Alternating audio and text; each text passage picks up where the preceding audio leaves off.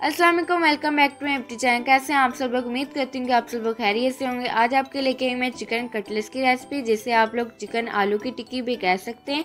तो बहुत ही आसान है, बहुत ही इजी स्टेप के साथ। तो इस वीडियो को आपने फुल वॉच करना है, बिल्कुल भी स्किप नहीं करना। आइए चलते हैं इसके लिए हमें किन किन चीज़ों की ज़रूरत है।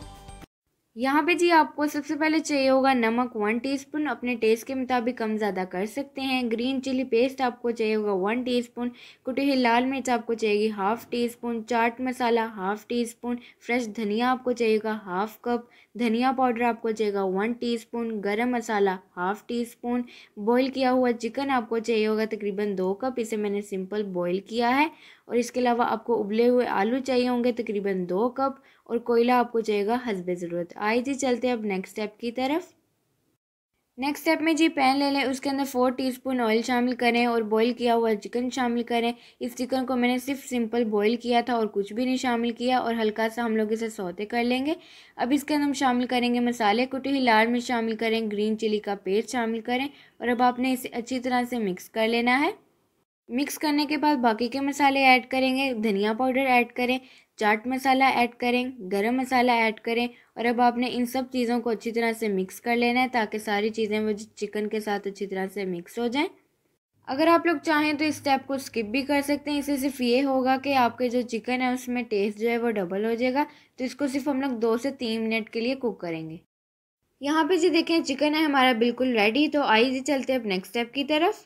नेक्स्ट स्टेप में जी आपने सबसे पहले बाउल लेना है, उसके अंदर सबसे पहले सोते किया हुआ चिकन ऐड करें, और उसके बाद आपने एक फॉइल पेपर लेना है और उसके ऊपर आपने गरम करके कोयला रखना है।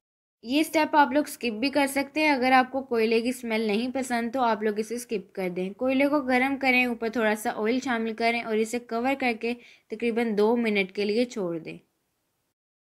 यहाँ पे जी देखिए तकरीबन 2 मिनट हो चुके हैं। अब हम लोग कोयले को निकाल लेंगे। बहुत ही अच्छी खुशबू आती है। अगर आप लोग चाहें तो ये स्टेप कर सकते हैं, वरना आप लोग इसे स्किप कर दें। अब कोयले को निकालने के बाद आप लोग इसके अंदर बॉईल किए हुए आलू शामिल करें।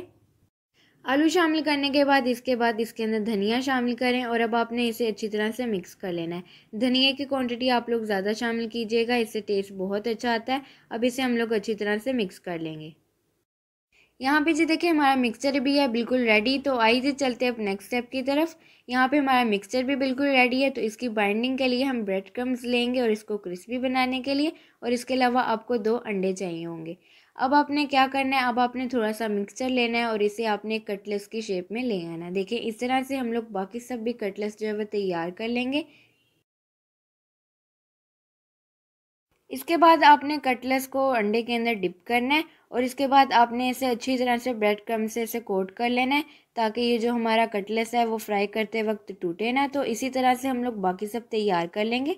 यहाँ पे जी देखिए कटलेट्स हैं हमारे सारे तैयार। तो आइए चलते हैं अब नेक्स्ट स्टेप की तरफ। नेक्स्ट स्टेप में आपने ऑयल को हल्का सा गर्म कर लेना है, ज़्यादा गर्म नहीं करेंगे। अगर आप लोगों का ज़्यादा ऑयल गर्म हुआ तो ये एकदम जल जाएंगे। आपने सिर्फ इसे अब इतना कुक करना है कि लाइट गोल्डन सा कलर आ जाए। यहाँ पे जी देखिए बहुत ही खूबसूरत एक साइड से कलर आ चुका है लाइट गोल्डन सा। आपने भी इसे सिर्फ इतना फ्राई करना है कि लाइट गोल्डन सा कलर आ जाए। तो अब हम लोग दूसरी साइड से भी इसे फ्राई कर लेंगे। यहाँ पे जी देखिए कटलेट्स है हमारे बिल्कुल तैयार। तो अब हम लोग इसे निकाल लेंगे। अगर आप लोग मेरे चैनल पर नए हैं तो जल्दी से मेरे चैनल को सब्सक्राइब कर लें। तो आइए चलते हैं अब इसकी फाइनल लुक की तरफ, जो कि आपने बिल्कुल भी स्किप नहीं करनी।